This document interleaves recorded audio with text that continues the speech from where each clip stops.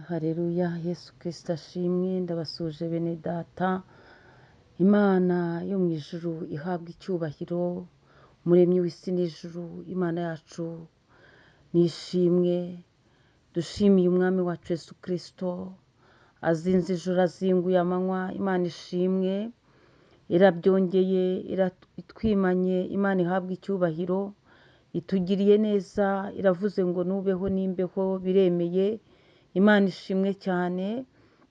Dushimiye intwari ku rugamba, dushimiye Imana itabura uko ibigenza. Imana nishimwe. Ndagusuje mwene data, tubana mu bihe byiza byo gusenga. Aho uherereye hose, abakristo b'itorero Elayon Mountain Church mu Rwanda, inshuti zanjye z'umwihariko tubana buri gihe, Imana ibarebe neza, Imana ibahe umugisha, Imana ibanezeze, Imana ikomeze kubarinda.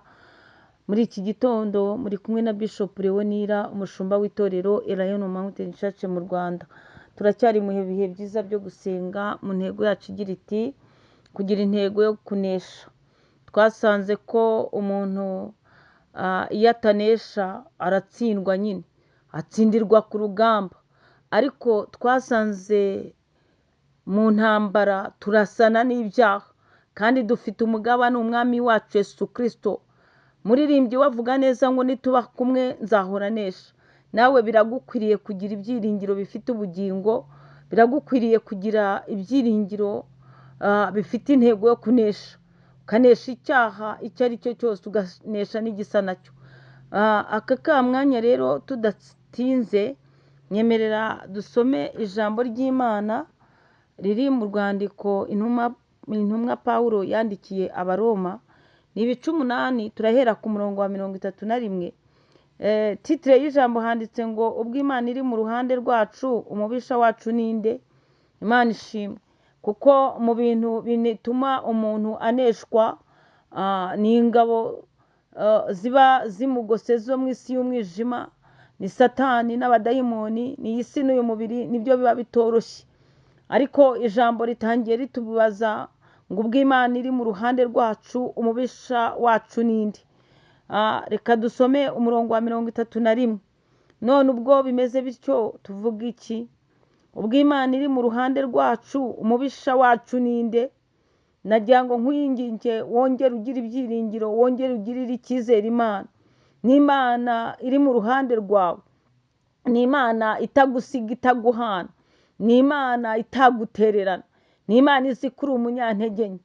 Niyo mpamvu ijambo rivuze ngo ubwo Imana iri mu ruhande rwacu, umubisha wacu ninde? Mbese ubwo itimanye umwana wayo ikamutanga ku bwacu twese, izabura ite kumuduhana n'ibindi byose? Ninde uzarega intore z'Imana? Ni Imana kandi ariyo izitsindishiriza. Ninde uzaciraho iteka, uzaziciraho iteka? Ni Kristo Yesu, kandi ari we wazipfiriye, ndetse akaba yarazutse ari iburyo bw'Imana adusabira. Ninde wadutandukanya n'urukundo rwa Kristo? Ninde wagutandukanya n'urukundo rwa Kristo? Mbese ni amakuba, cyangwa ni ibyago, cyangwa ni ukurenganywa, cyangwa ni inzara, cyangwa ni inzara, cyangwa ni ukwambara ubusa, cyangwa ni ukuba mu kaga, cyangwa ni inkota?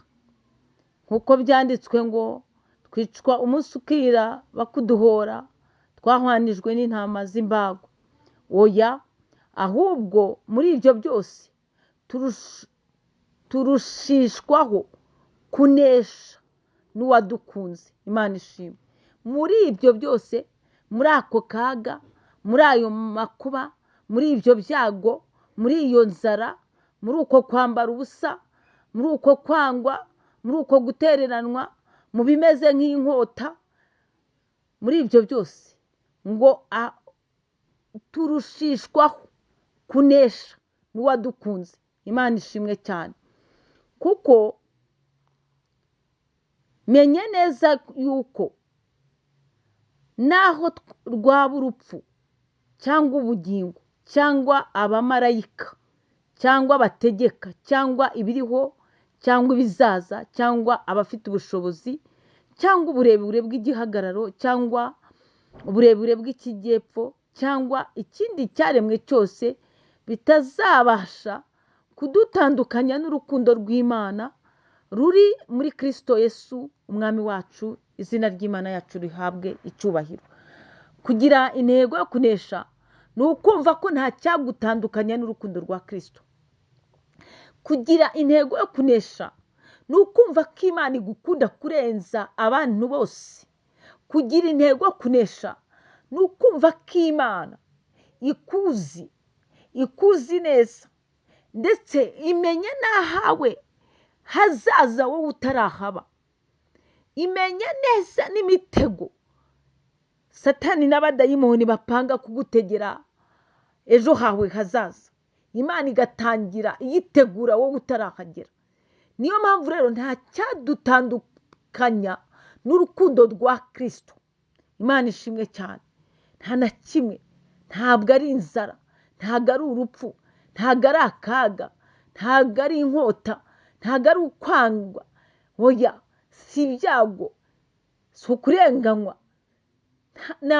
Reka nkubwire, nta kigeragezo na kimwe uzanyuramo uzahura nacyo kizaza kuri iyi si kizakandagira ku cyaremwe kizakuzaho ari icya mbere ngo ube ari wowe wa mbere ugiye kukinyuramo. Ibigeragezo ni rusange, ahubwo isaha yo gukandagirira muri icyo kigeragezo ntabwo isaha ibimwe. Hari uwabanje muri icyo kigeragezo, hari n'uri kukigeramo uyu munsi, hari n'abakirambiwe bakinesheje, hari intwari zabanjije mu bigeragezo baranesha kandi nabo birata Imana. Ntabwo wakumva abantu bavuga ngo ngiye gushima bataranyuze mu mibabaro. Reka da, nta muntu ushobora kuvuga ngo ngiye gushima Imana atarabonye ukuboko kwera kw'Imana. Nta muntu wavuga ineza y'Imana atarabonye Imana imurengera. Niyo mpamvu rero nakubwira ngo ugire intego yo kunesha, ariko ugire icyitsikamiramumutima muri wowe, urukundo rw'Imana ruri muri Kristo Yesu umwami wacu. Urwo rukundo nta cyagutandukanya narwo, nta cyagutandukanya na Yesu. Birashoboka ko bamara kubona ibigeragezo byawe bishaririye bakakugira inama yo gukora ibyangwa n'amaso y'Uwiteka. Baba bashaka ko Imana ikureka, baba bashaka ngo Imana ivuge ngo uri umunyabyaha, Imana ibe yigiyeyo. Kuko umwuka wera iyo abonye wimitse ibyaha muri wowe, umwuka wera arigendera. Mwuka wera arigendera, ntabwo yabyigana n'iyo kamere y'ibyaha muri wowe. Mwuka wera waba yigendeye. Ariko biragukwiriye kuzirikana urukundo rw'Imana, kuzirikana urukundo rwa Yesu Kristo. Nubwo ufite ikigeragezo, menya yuko icyo kigeragezo uko mu isi y'umwijima, uko Satani n'abadayimoni bari bagipanze, ntabwo ubukana wahuye nabwo bungana. Tuvuga nimba bo bari bagerageje gupanga yuko uri bukore agisida wenda ugashya utetse ubijije nk'amazi, wowe yakuguyeho ubasha no kujya kwa muganga, baragupfubya barakuvura ugira inkovu. Ariko burya si cyo Satani yari yagambiriye. Satani yagambiraga kugutwika, ugapfa ugashirira ukagenda nyine wishwe n'ubwo bushyuhe n'ubwo bubabare bwo gushya. Ni ibigeragezo byinshi tunyuramo ukagira ngo niko Satani yari yabipanze, nyamara Imana iba yabiciye intege kubw'urukundo rwa Kristo. Ndagira ngo nkubwire uzirukane urukundo rw'Imana, hanyuma urwo rukundo rukubere igitsikamiramumutima, rukubere impamvu, rukubere intwaro yo kunesha, yo kugira intego yo kunesha mu buzima bwawe. kuko nta cyagutandukanya n'urukundo rwa Kristo icyo ari cyo cyose. Iyo wamaze guhamiriza Satani n'abadayimoni ngo nta cyankura mu Mana, nta cyantandukanya n'urukundo rwa Kristo, nta cyambuza gusenga Imana, nta cyambuza kwiringira Imana, nta cyambuza kwizera Imana. Iyo wamaze kugira iryo jambo waturira imbere y'ikigeragezo gishaririye uhagazemo, ni ukuri kunesha kwawe guhita kuvivurwa n'ijuru. Imana ikagusohora muri icyo kibazo, Imana ikagusohora muri icyo kigeragezo, kuko waturiye mu kigeragezo mu mubabaro ko nta cyagutandukanya n'urukundo rwa Kristo. Shalom shalom, muhaye umurongo.